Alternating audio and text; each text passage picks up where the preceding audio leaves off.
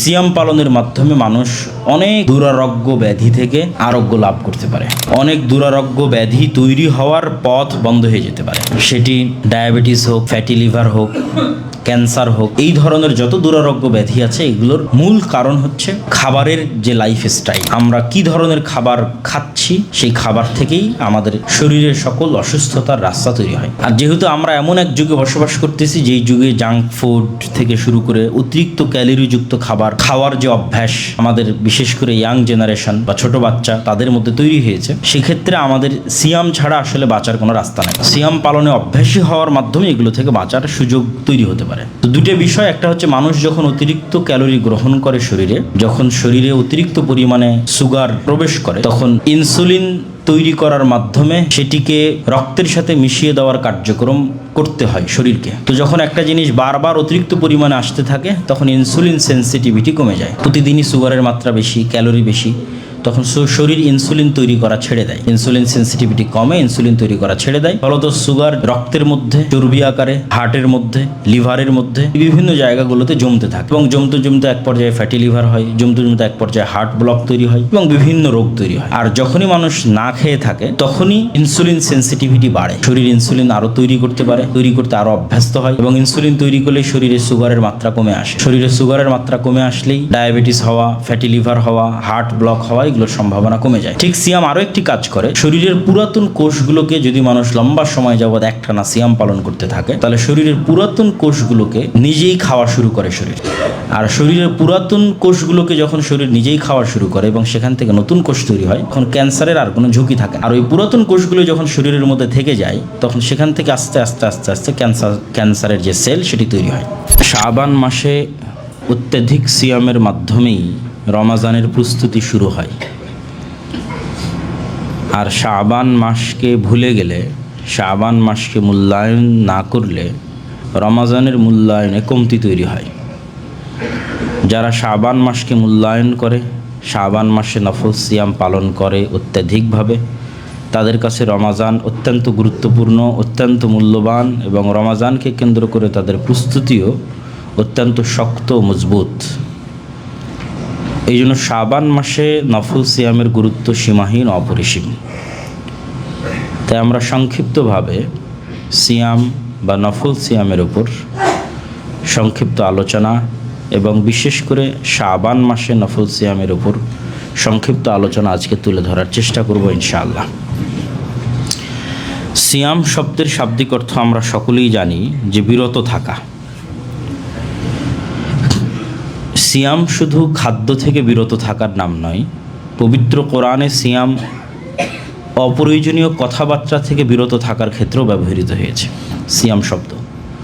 যেমন আল্লাহ সুবহানাহু ওয়া তাআলা কোরআন মাজিদে মারিয়াম আলাইহিস সালাতু ওয়াস সালামের ঘটনা বর্ণনা করতে গিয়ে বলেন, ইন্নী নাযারতু লির রহমানি সাওমা ফালান উকাল্লিমাল ইয়াওমা ইনসিয়্যা।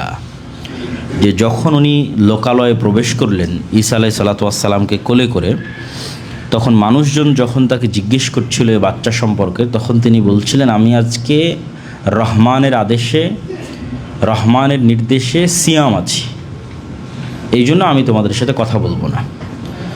তো তখন ওনার সিয়াম থাকা দ্বারা উদ্দেশ্য এটা নয় যে উনি না খেয়ে আছেন, বরং সিয়াম থাকা দ্বারা উদ্দেশ্য হচ্ছে তিনি মানুষের সাথে এই বিষয়ে কথা বলবেন না, এটি তার জন্য সিয়াম। এবং একই সিয়ামের কথা আল্লাহ সুবহানাহু ওয়া তাআলা জাকারিয়া আলাইহিস সালাতু ওয়াস সালামের ক্ষেত্রেও পবিত্র কোরআন মাজিদে তুলে ধরেছেন। ক্বালা আয়াতুকা আল্লা তুকাল্লিমান নাসা সালাসাতা আইয়ামিন ইল্লা রমজা ওয়াযকুর রাব্বাকা কাসীরান ওয়াসাব্বিহ বিল আশিয়্যি ওয়াল ইবকার। আপনি আগামী 3 দিন কথার ক্ষেত্রে সিয়াম পালন করবেন, কোনো অপ্রয়োজনীয় কথা কর্ম মানুষের সাথে বলবেন না, সম্পূর্ণ মুখ বন্ধ থাকবে, শুধু জিকির আজকার এবং সকাল সন্ধ্যার তাসবিহ আপনার মুখে চলমান থাকবে। তো সিয়াম শব্দের অর্থ বিরত থাকা, কিন্তু বিরত থাকা দ্বারা উদ্দেশ্য শুধু খাদ্য থেকে বিরত থাকা নয়। অন্য ধর্মের উপবাস, অন্য ধর্মের রোজা বা অন্য ধর্মের ফাস্টিংয়ের সাথে উম্মতে মুহাম্মাদির সিয়াম পালনের পার্থক্য এখানেই। অন্য প্রায় সকল ধর্মেই সিয়াম পালনের কথা আছে, যেহেতু অতীতের নবী রাসূলরাও সিয়াম পালন করেছেন।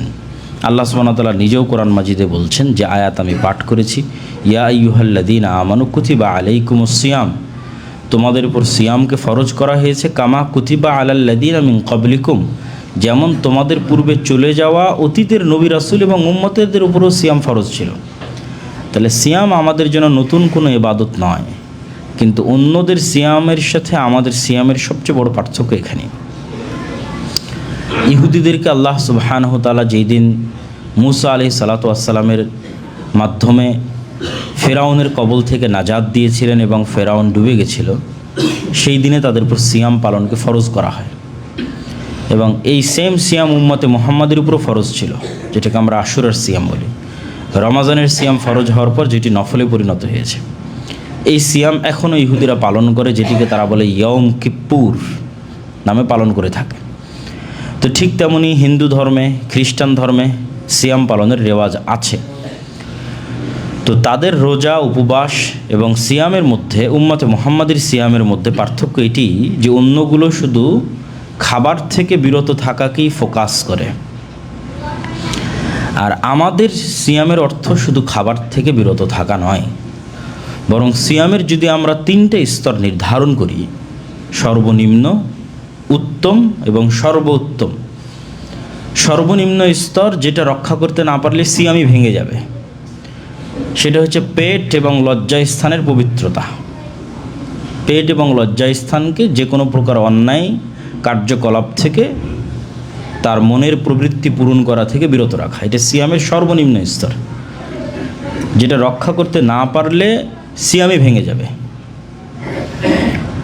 সিয়ামের উত্তম স্তর, যেখানে শুধু পেট এবং লজ্জাস্থান বিরত থাকবে না, চোখ, মুখ, কান, চিন্তা সব কিছু বিরত থাকবে আল্লাহর নাফরমানি করা থেকে। চোখ বিরত থাকবে আল্লাহর নাফরমানি করা থেকে, এটা চোখের সিয়াম।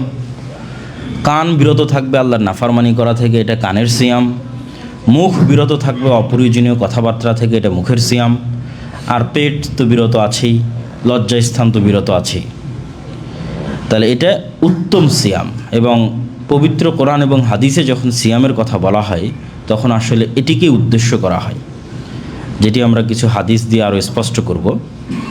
আর সর্বোত্তম, সর্বশ্রেষ্ঠ সিয়াম কোনটা? সর্বশ্রেষ্ঠ সিয়াম হচ্ছে যখন সিয়াম পালনকারী এই অঙ্গ প্রত্যঙ্গগুলোকে শুধু বিরতই রাখে না, বরং এই অঙ্গ প্রত্যঙ্গগুলোকে আল্লাহর আনুগত্যে কাজে লাগায়। মুখ অপ্রয়োজনীয় কথা বলতেছে না, এটা তো সিয়াম, কিন্তু মুখ অপ্রয়োজনীয় কথা বন্ধ রেখে এখন আল্লাহর জিকিরে ব্যস্ত আছে। সিয়াম অবস্থায় যখন মুখ আল্লাহর জিকির করছে, এটা সর্বোত্তম সিয়াম। চোখ আল্লাহ সুবহানাহু ওয়া তাআলার নাফরমানি থেকে বিরত আছে, এটা তো সিয়াম, কিন্তু এখন নাফরমানি থেকে বিরত থাকা অবস্থায় আমি চোখকে কাজে লাগিয়ে কোরআন তেলাওয়াত করছি, কোরআন এবং হাদিসের বই পুস্তক পড়ছি, কল্যাণকর জিনিস দেখছি, এটা সর্বোত্তম সিয়াম। তো ঠিক তেমনি সকল অঙ্গ প্রত্যঙ্গকে যদি আমরা আল্লাহ সুবহানাহু ওয়া তাআলার আনুগত্যে ব্যয় করতে পারি, বিরত থাকার পাশাপাশি, তাহলে সিয়াম পালনের সর্বোচ্চ স্তরে পৌঁছার সুযোগ তৈরি হয়। তো এটির মাধ্যমে আশা করি যে আমরা সিয়ামের যে প্রকৃত অর্থ, বিরত থাকার যে প্রকৃত অর্থ, সেই প্রকৃত অর্থটি আমাদের কাছে পরিষ্কার হয়েছে। এই জন্য রাসূলুল্লাহ সাল্লাল্লাহু আলাইহি ওয়াসাল্লাম কিছু হাদিসে সিয়াম পালনকারীর অর্জনকে শুধু ক্ষুধার সাথে তুলনা করেছেন, যে সিয়াম পালনকারীর আজকের অর্জন শুধু তার ক্ষুধা। রাসূল সাল্লাল্লাহু আলাইহি ওয়াসাল্লামের হাদিস হচ্ছে, عن أبي هريرة رضي الله تعالى عنه أن رسول الله صلى الله عليه وسلم قال من لم يدع قول الزور والعمل به فليس لله حاجة أن يدع طعامه وشرابه। যে ব্যক্তি গুনাহের কথা ও কাজ পরিত্যাগ করতে পারলো না, তার না খেয়ে থাকার কোনো প্রয়োজন আল্লাহ সুবহানাহু ওয়া তাআলার নেই। তাহলে গুনাহের কথা এবং কাজ পরিত্যাগ না করে যে না খেয়ে আছে, ওর অর্জন শুধুই ক্ষুধা, ওর লাভ এতটুকুই যে শুধু ক্ষুধার্ত থাকলো, আর অতিরিক্ত কোনো লাভ নেই। অতিরিক্ত লাভের জন্য অবশ্যই তাকে গুনাহ থেকে বিরত থাকতে হবে।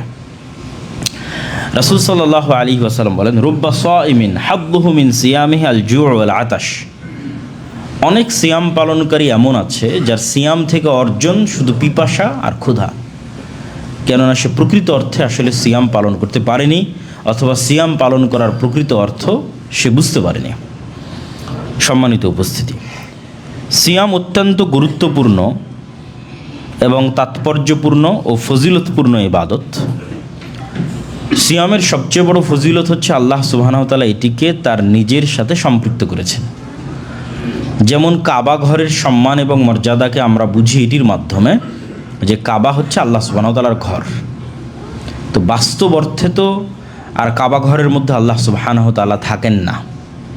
তাহলে কাবার সম্মান হচ্ছে আল্লাহ কাবাকে নিজের দিকে নিসবাত করেছেন, যে এটা আমার ঘর, এটা কাবার সম্মান। তো ঠিক অন্য সকল ইবাদতের মধ্যে সিয়ামের সম্মান হচ্ছে এটা যে আল্লাহ সিয়ামকে তার দিকে নিসবাত করেছেন, তার দিকে সম্পৃক্ত করেছেন।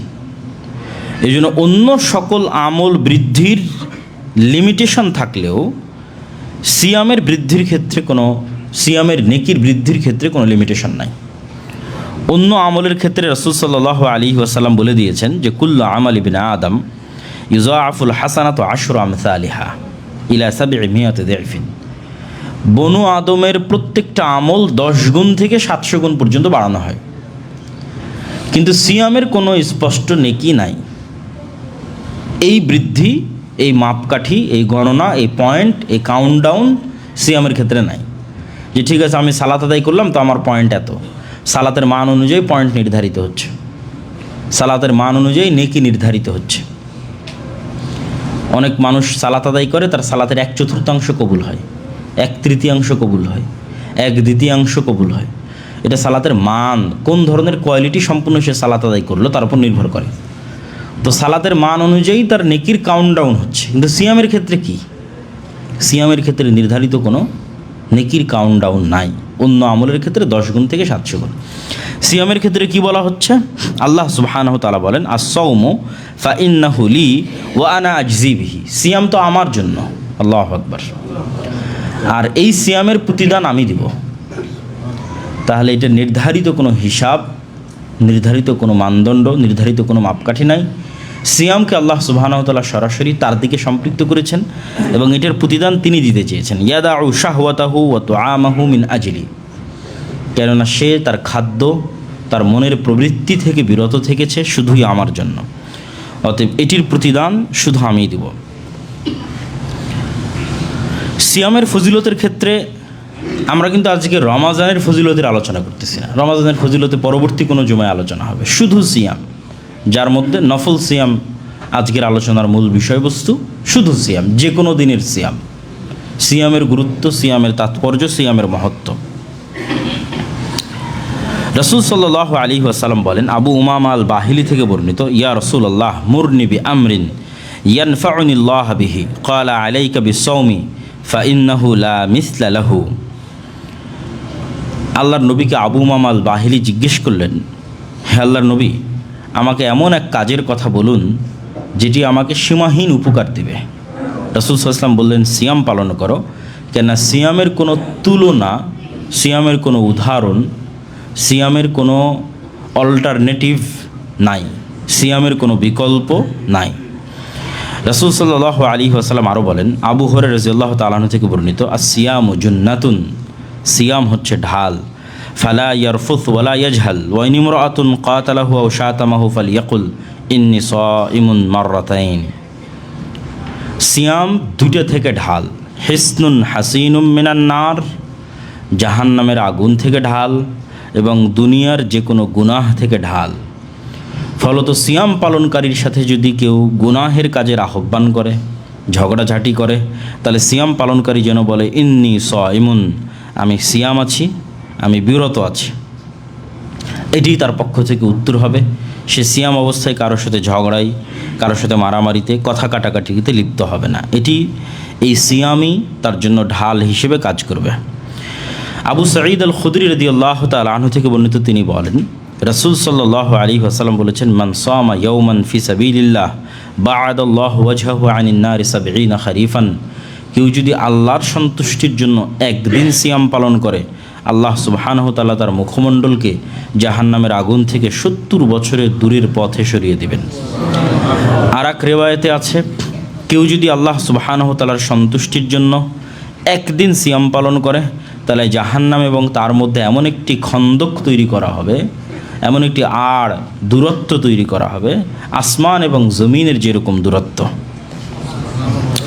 উকবা ইবনে আমির রাদিয়াল্লাহু তাআলা থেকে তিনি বলেন, মান সামা ইয়াওমান ফি সাবিলিল্লাহ বা'আদাল্লাহু মিনহু জাহান্নাম মাসিরাতা মিয়াতা আমিন। আর এক রিওয়ায়াতে আছে 100 বছরের পথের দূরত্ব। তাহলে 100 বছরের পথের দূরত্ব, 70 বছরের পথের দূরত্ব, আসমান এবং জমিনের মধ্যে যে দূরত্ব, সেই দূরত্ব। এই দূরত্বগুলোর বর্ণনা হাদিসের বিভিন্ন রিওয়ায়াতে আছে, শুধু একদিন আল্লাহ সুবহানাহু ওয়া তাআলার সিয়াম পালনের ফজিলতে। সিয়াম সবরের একটি প্রকার, ধৈর্যের একটি প্রকার। ধৈর্য ধারণের যতগুলো মাধ্যম আছে, যতগুলো উপায় আছে, তার মধ্যে নিজের নফসকে কন্ট্রোলে রাখার, নিজের নফসকে নিজের নিয়ন্ত্রণে রাখার একটা বড় মাধ্যম হচ্ছে সিয়াম।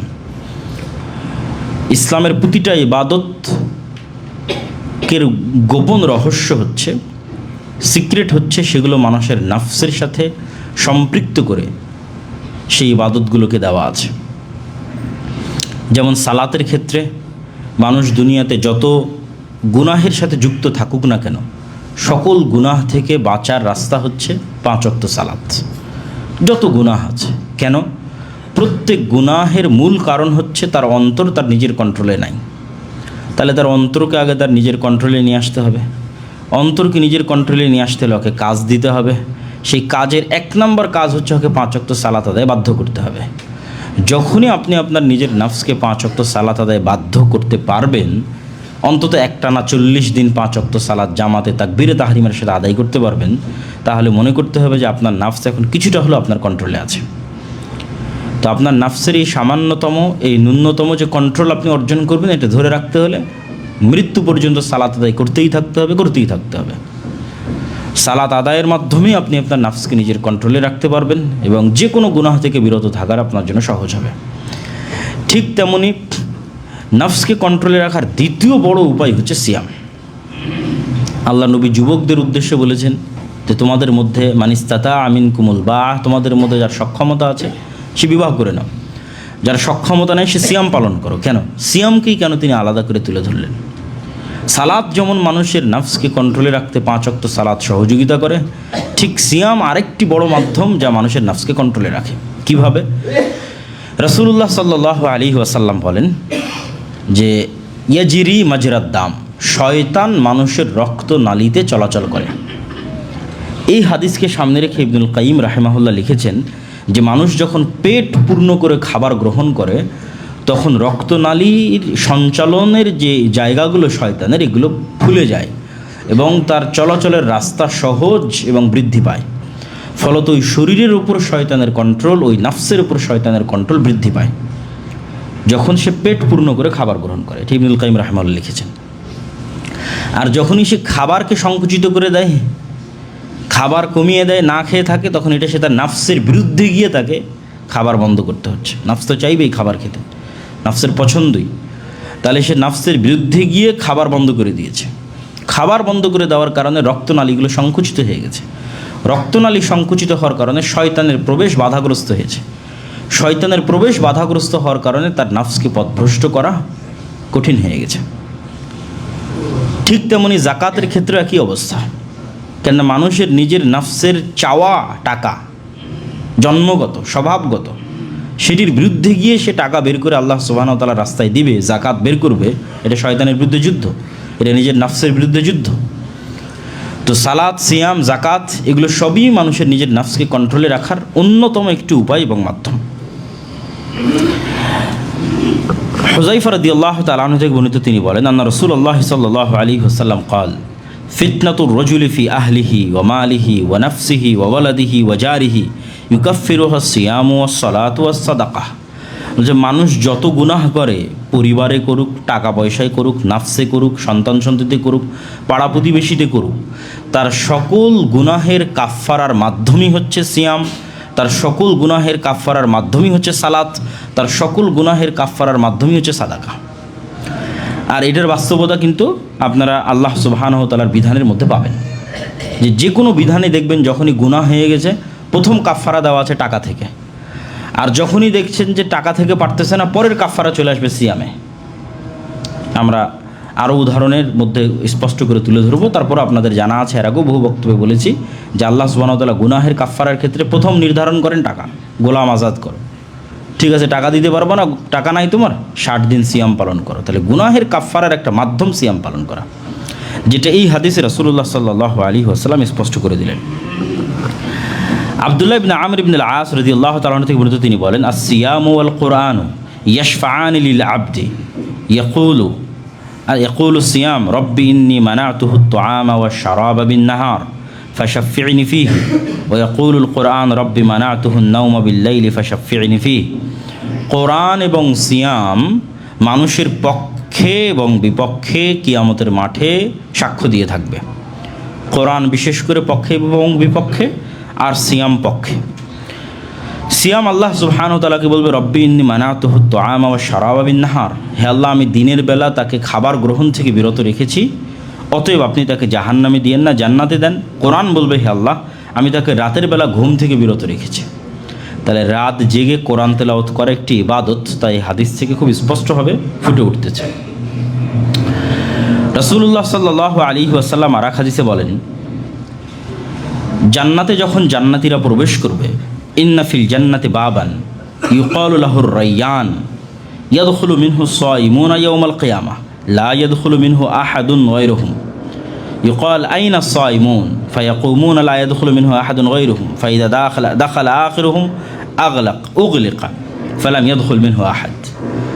জান্নাতে একটি স্পেশাল দরজা থাকবে, যে দরজার নাম হবে রায়্যান, যে দরজাটি শুধুমাত্র সিয়াম পালনকারীদের জন্য আলাদা করা হবে, বিশেষায়িত করা হবে সেই দরজাটিকে সিয়াম পালনকারীদের জন্য, এবং বলা হবে কোথায় সিয়াম পালনকারীরা। এবং সিয়াম পালনকারীর শেষ ব্যক্তি যখন জান্নাতের এই দরজা দিয়ে প্রবেশ করবে, তখন সেই দরজাটি বন্ধ করে দেওয়া হবে।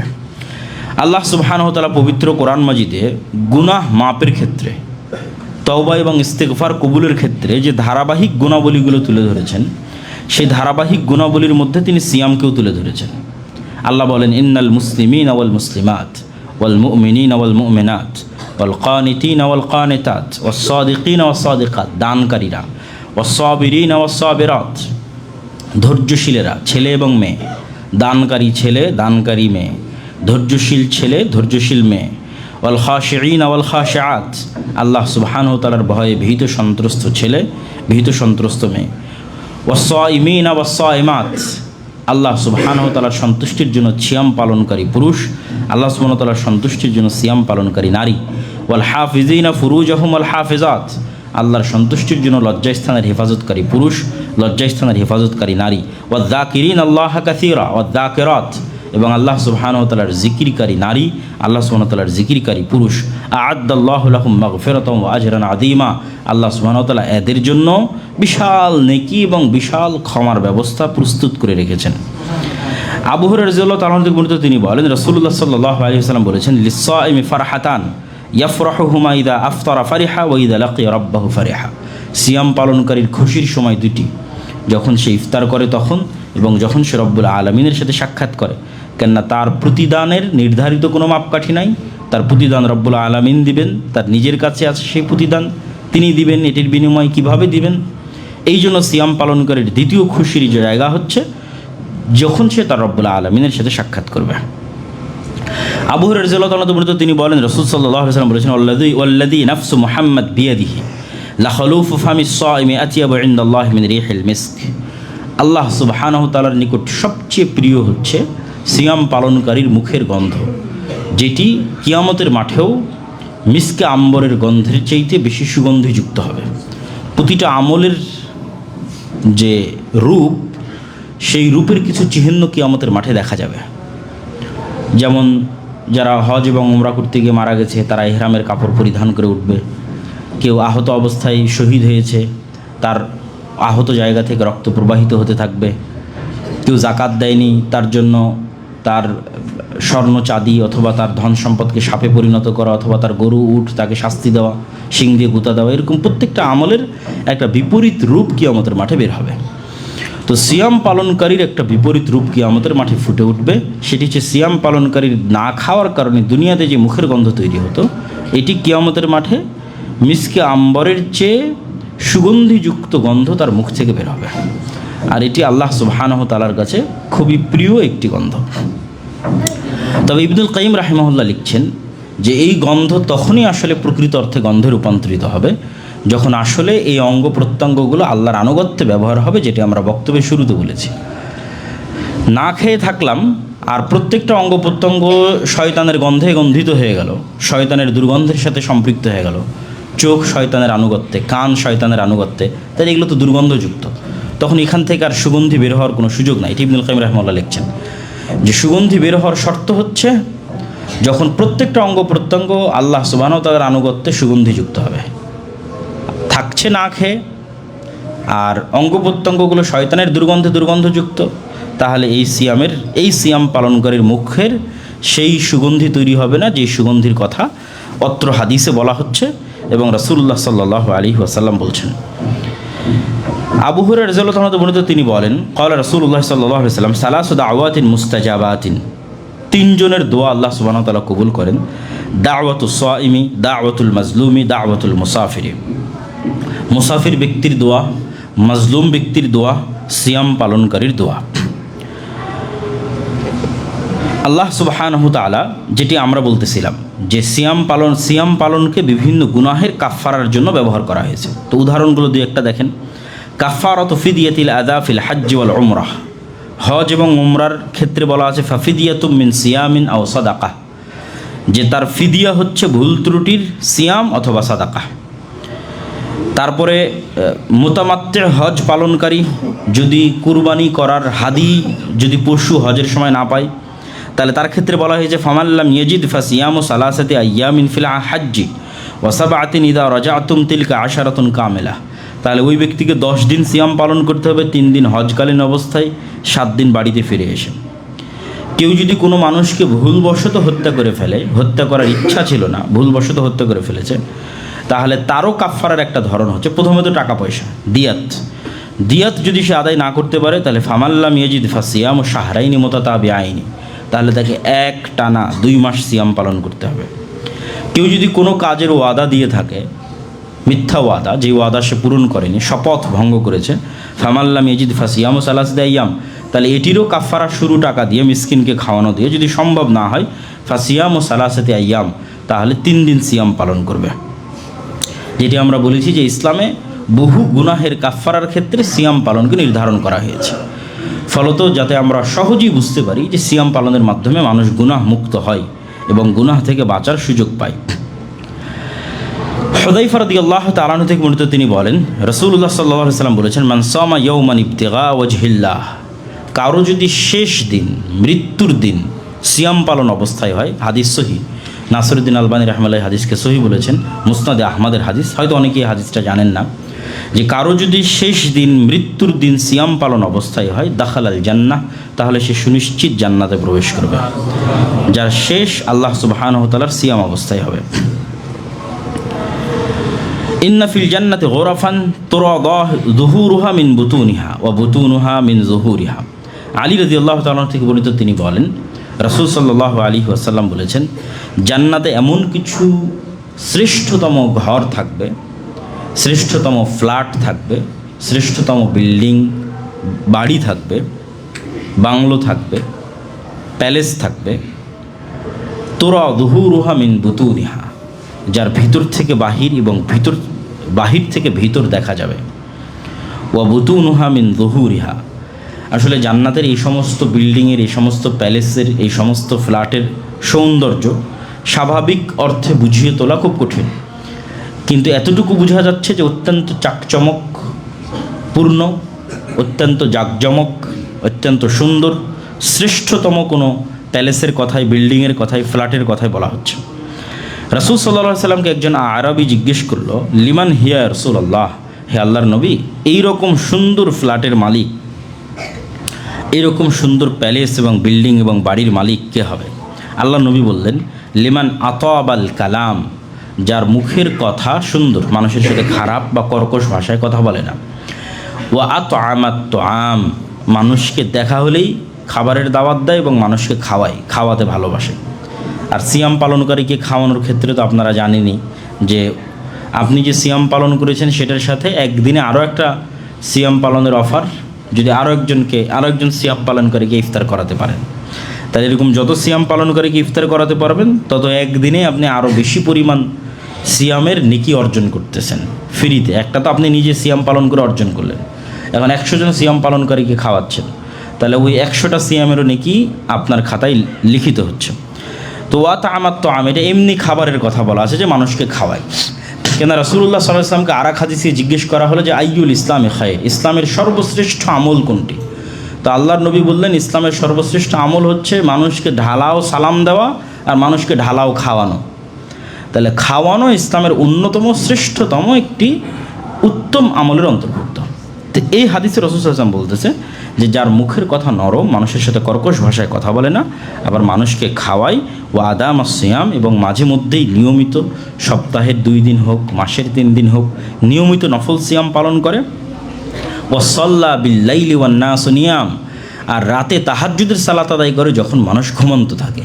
এই 4টা শর্ত যে পূরণ করতে পারবে তার জন্য এই বিশেষায়িত শ্রেষ্ঠতম ফ্ল্যাটের ব্যবস্থা। যার মুখের কথা নরম, মানুষকে খাওয়ানোতে উদ্বুদ্ধ, মাঝে মধ্যেই নফল সিয়াম পালনে অভ্যস্ত, রাতে তাহাজ্জুদের সালাতে অভ্যস্ত। সম্মানিত উপস্থিতি, এবার আমরা সরাসরি শাবান মাস, যে মাসের সামনে আমরা উপস্থিত, এই মাসের সিয়াম সম্পর্কে রাসূলুল্লাহ সাল্লাল্লাহু আলাইহি ওয়াসাল্লামের পক্ষ থেকে কি পাওয়া যায় সেটি আপনাদের সামনে তুলে ধরব। আয়েশা রাদিয়াল্লাহু তাআলা আনহা থেকে বর্ণিত, তিনি বলেন কান রাসূলুল্লাহ সাল্লাল্লাহু আলাইহি ওয়াসাল্লাম ইয়াসুমু হাত্তা নাকুলা লা ইফতির। আল্লাহর নবী কখনো কখনো এমন একটানা সিয়াম পালন করা শুরু করতেন যে আমরা বলতাম যে তিনি মনে হয় আর সিয়াম ছাড়বেন না। ওয়া ইফতির হাত্তা নাকুলা লা ইয়াসুম।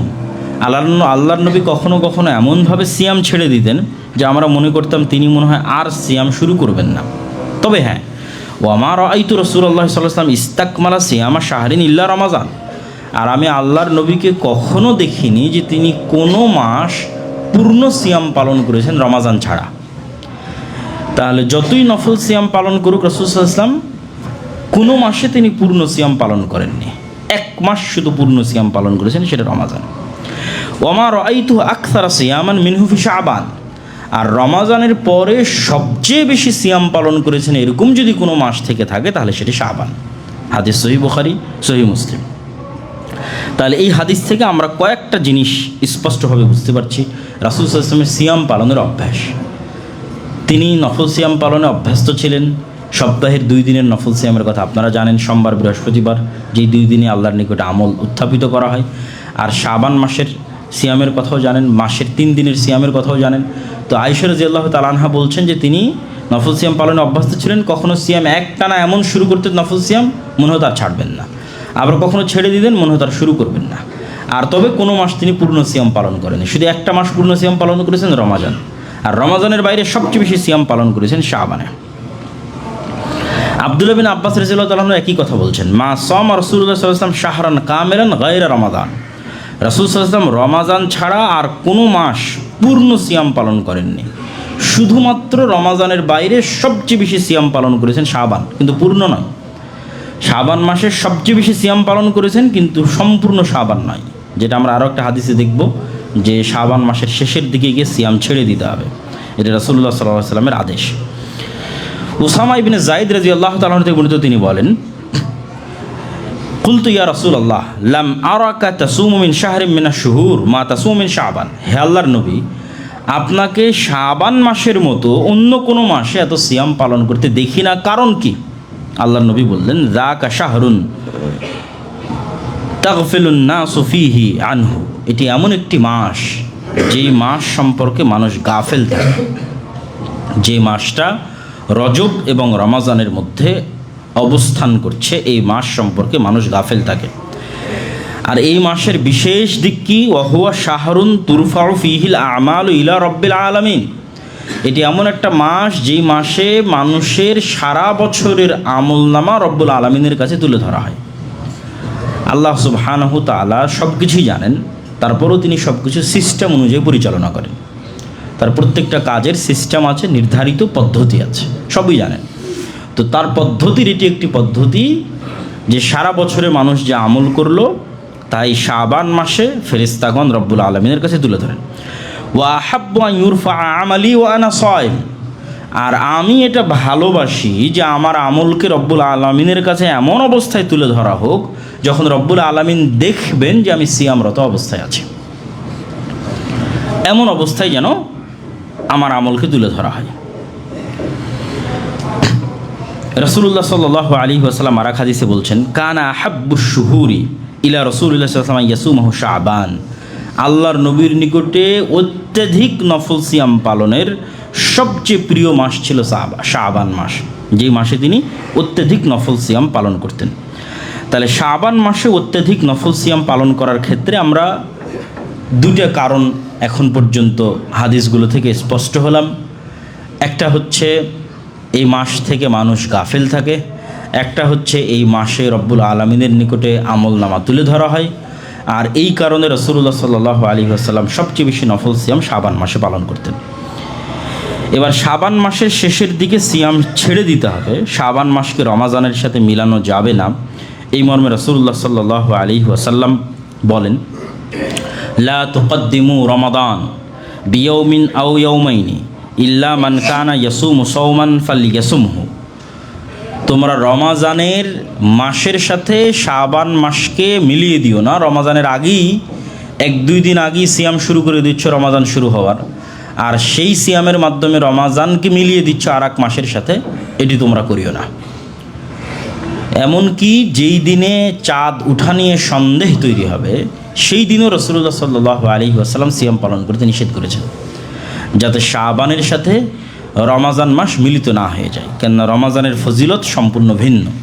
তাহলে যারা শাবান মাসে সিয়াম পালন করতে চাচ্ছেন, অত্যধিক সিয়াম পালন করার প্রস্তুতি আজকাল থেকেই নিতে হবে, তবে সিয়াম পালন করতে করতে যেন রমাজানের সাথে মিলে না যায় তার দিকে খেয়াল রাখতে হবে। বক্তব্যের শেষে এতটুকু বলি যে সিয়াম পালনের শুধু পরকালীন ফজিলত, শুধু নাফসকে কন্ট্রোলে রাখা, এগুলোর মধ্যে আসলে সিয়াম সীমাবদ্ধ নয়, বরং আল্লাহর প্রত্যেকটা ইবাদতের দুনিয়াবি উপকারও আছে।